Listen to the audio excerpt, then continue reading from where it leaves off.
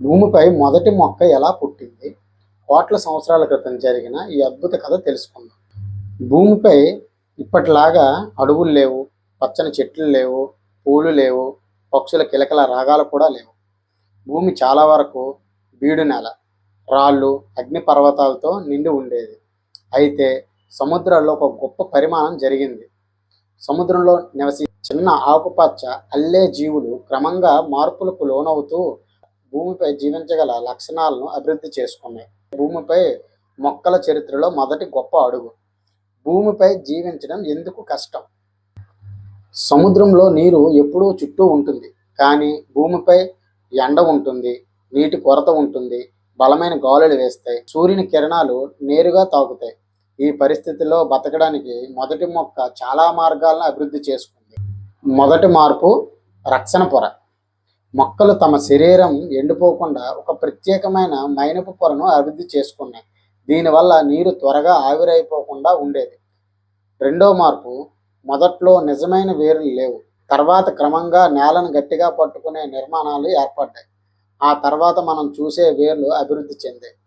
మూడో మార్పు, నీటిని పైకి పంపే వ్యవస్థ. చిన్న మొక్కలు పెద్దవిగా ఎదగాలంటే నీటికి కాండం ద్వారా పైకి పంపాలి. దీనికోసం ప్రత్యేక కణాలను డిస్కును అభివృద్ధి చెందించాయి.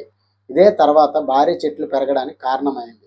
మొదటి మొక్కలు విజయవంతం కావడంతో భూమిపై నెమ్మదిగా పచ్చదనం పెరిగింది. లక్షల సంవత్సరాల తర్వాత చిన్న మొక్కలు పొదలు చెట్లుగా, చెట్లు మహా అడవులుగా మారాయి. ఆ మొక్కల వల్లే గాలిలో ఆక్సిజన్ పరిమాణం పెరిగింది. ఆ తర్వాత పెద్ద జంతువులు, డైనోసార్లు, చివరకు మనుషులు భూమిపై నివసించే పరిస్థితులు ఏర్పడ్డాయి. అంటే మనిషి కథ మొదలు కాకముందే మొక్కలు ఈ భూమిని జీవించడానికి సిద్ధం చేశాయి.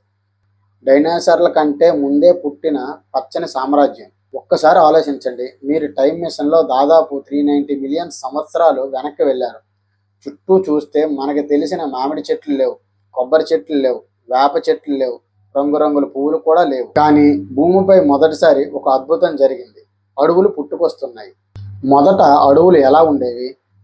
ఆ కాలంలో చెట్లు నేటి చెట్లలా ఉండేవి కాదు.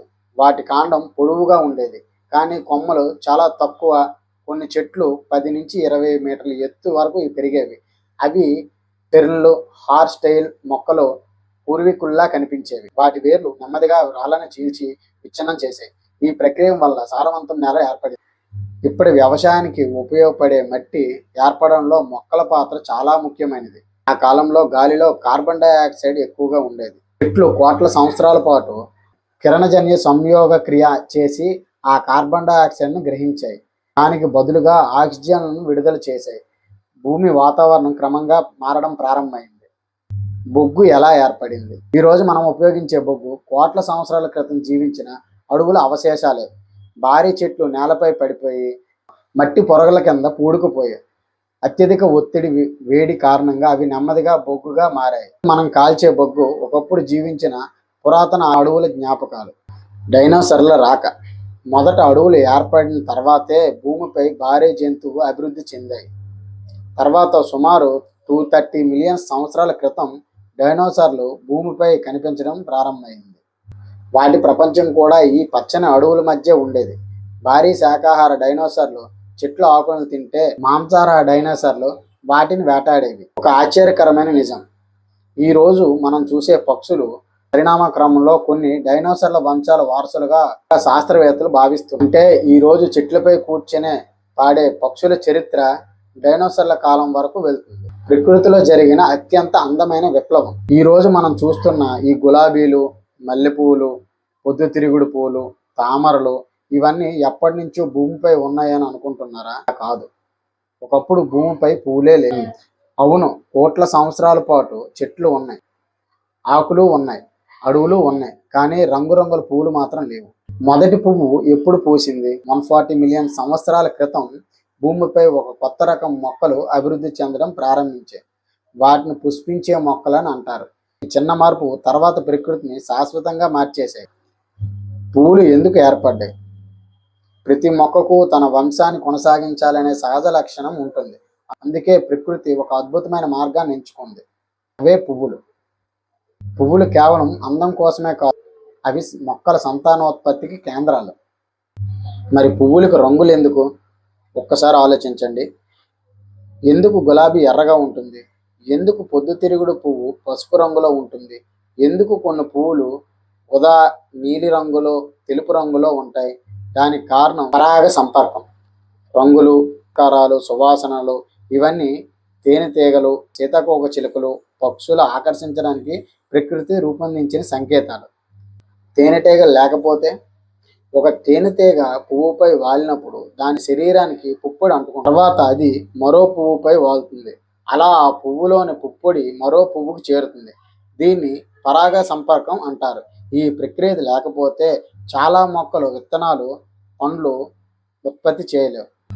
మరి పళ్ళు ఎలా పుట్టాయి? పరాగ సంపర్కం విజయవంతమైన తర్వాత పువ్వు నెమ్మదిగా పండుగా మారింది. ఈ పండులో విత్తనాలు ఏర్పడ్డాయి. ఈ విత్తనాలు మళ్ళీ కొత్త మొక్కలుగా పెరిగాయి. అంటే మీరు తినే ప్రతి మామిడి, ప్రతి యాపిల్, ప్రతి జామ ఒకప్పుడు ఒక పువ్వే. కొన్ని పువ్వులు రాత్రి మాత్రమే కనిపిస్తాయి. కొన్ని పువ్వులు ఒక్కరోజు మాత్రమే జీవిస్తాయి. కొన్ని పువ్వులు సూర్యుడి వైపు తిరుగుతాయి. కొన్ని పువ్వులకు మనకు తెలియని యూవి నమూనాలు ఉంటాయి. వాటికి తేనెటీగలు మాత్రమే చూడగలవు. యొక్క అద్భుతమైన ఒప్పందం. పువ్వులు, తేనెటీగలు తేనెనిస్తాయి. తేనెటీగలు పువ్వులకు పరాగ సంపర్కంలో సహాయం చేస్తాయి. ఇది కోట్ల సంవత్సరాలుగా కొనసాగుతున్న ప్రకృతి భాగస్వామ్యం.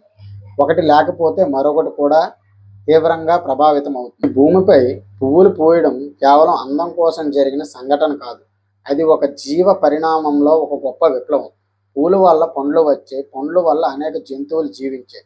చివరకు మనిషి కూడా ప్రకృతి ఇచ్చిన ఈ వరాలను ఉపయోగించుకోగలిగాడు. చెట్లు ఒకదానితో ఒకటి మాట్లాడుకుంటాయా? అడవిలోని రహస్య నెట్వర్క్. మీరు దట్టమైన అడవిలో నడుస్తున్నారు. చుట్టూ నిశ్శబ్దం. పక్షులు కిలకిల రాగాలు తప్ప ఇంకేమీ వినిపించడం లేదు. కానీ మనకు వినిపించిన ఒక సంభాషణ అక్కడ జరుగుతోంది.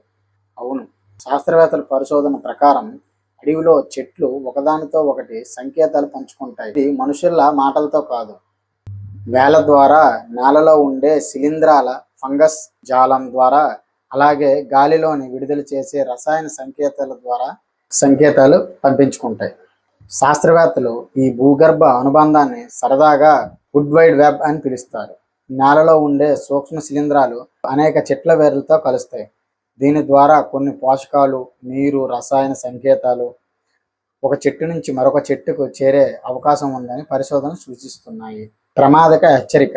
జిరాఫీ లేదా పురుగు ఒక చెట్టు ఆకులను తినడం ప్రారంభిస్తే కొన్ని చెట్లు గాలిలో ప్రత్యేక రసాయనాలను విడుదల చేస్తాయి. ఆ సంకేతాలను సమీపంలో ఉండే చెట్లు గుర్తించి తమ ఆకుల్లో రసాయనాల ఉత్పత్తిని పెంచడం గమనించబడింది. అంటే ప్రకృతిలో కూడా ఒక హెచ్చరిక వ్యవస్థ పనిచేస్తుంది. చాలా పెద్ద వయస్సు ఉన్న చెట్లను కొంతమంది పరిశోధకులు మదర్ ట్రీ అని పిలుస్తారు. చెట్లు తమ చుట్టూ ఉన్న మొక్కలకు పోషకాలను అందించడంలో పాత్ర పోషించే అవకాశం ఉందని కొన్ని పరిశోధకులు సూచిస్తున్నాయి. దీంతో చిన్న మొక్కలు కూడా వాటి నీడలో పెరిగే అవకాశం ఉంది. చెట్లు గుర్తుపెట్టుకుంటాయా? ఇది ఇంకా పరిశోధనలో ఉన్న అంశమే. ఒక పెద్ద చెట్టు వేలాది జీవులకు నివాసంగా ఉంటుంది. నేలలో శిలీంధ్రాలు, మొక్కలు, నీరు, ఖనిజాలు అందుకోవడంలో సహాయపడతాయి.